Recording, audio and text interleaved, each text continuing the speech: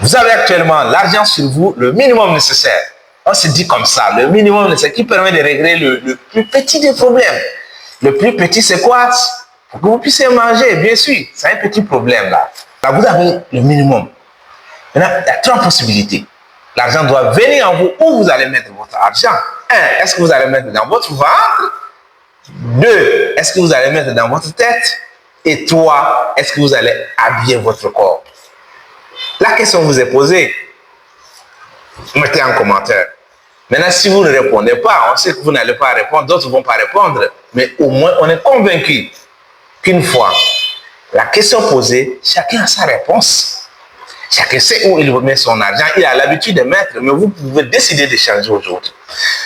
Ici, on parle de la tête. Parce que, on vous dit quelque chose, il faut quitter les pieds pour arriver dans la tête. Ceux qui lisent les grands livres, ils savent ça. Quitte tes pieds pour arriver dans ta tête. Alors, au moins, je vais vous dire ma réponse. Et vous ne serez pas surpris. Et vous savez d'avance déjà comment je vais mettre ici. C'est lui qui prend l'argent. Nous, on va illustrer avec un livre. J'ai choisi un livre sur mon bureau ici.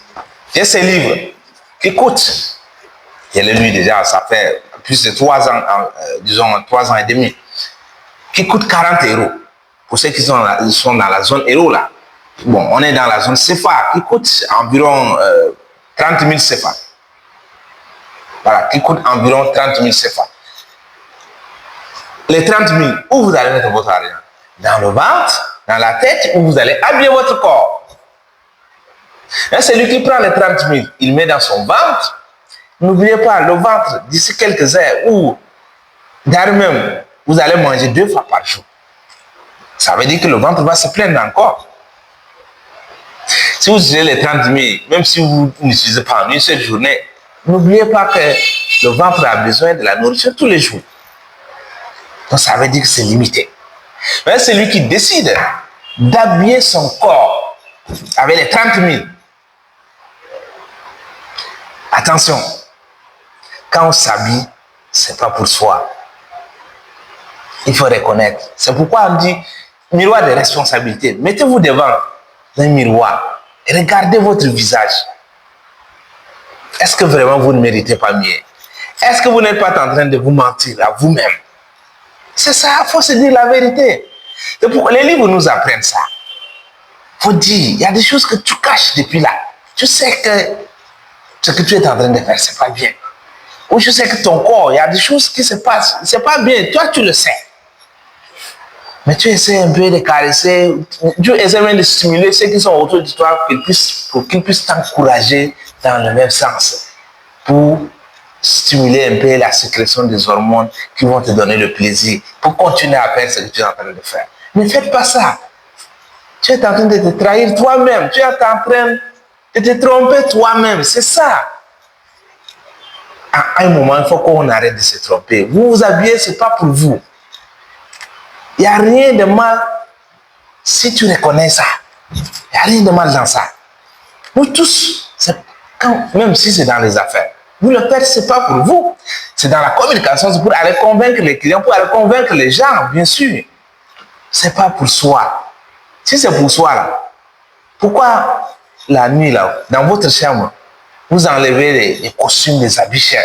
Si c'est pour vous, il faut faire ça. Tu fais ça dans ta chambre, là, c'est pour toi. Sans même prendre des photos pour publier aux gens. Non, on ne le fait pas pour ça. Donc, on le fait pour les gens. C'est pas mauvais. Mais attention, il ne faut pas que ça soit une addiction. Il ne faut pas que tu deviennes esclave de ça. Parce que ça va suivre. Il y a un grand monsieur, Benjamin Franklin nous a dit ça. L'orgueil vestimentaire est une véritable malédiction.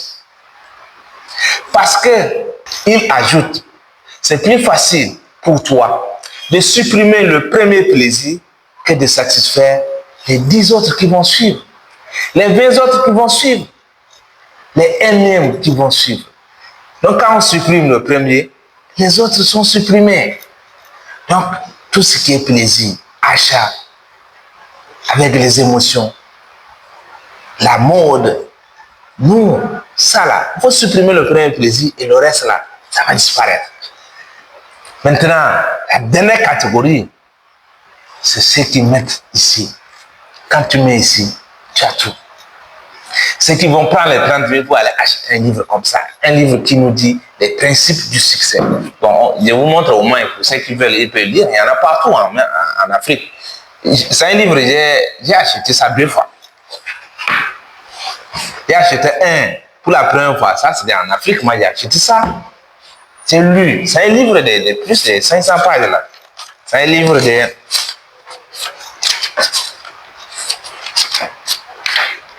Voilà, c'est 575 pages.